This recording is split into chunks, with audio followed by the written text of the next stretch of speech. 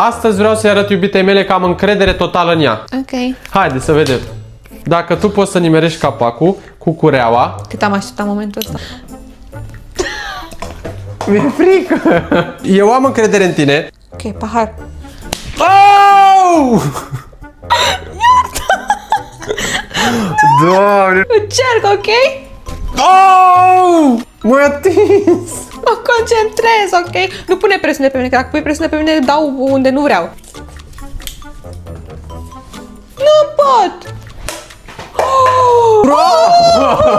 Bun asta, bro! Bun, hai, trecem la numărul 2, da? Haide că am încredere în tine. Gata?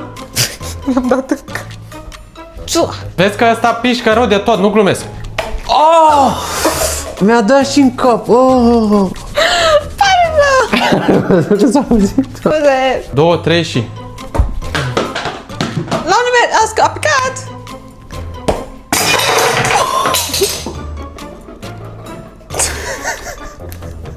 Hai, da. Bravo. Cu ce dai acum? Cu portofel.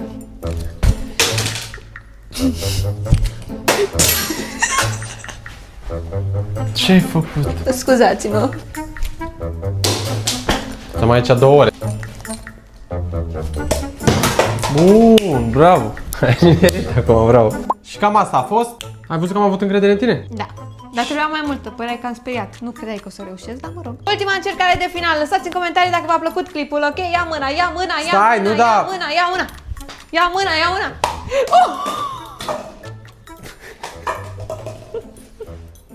Like.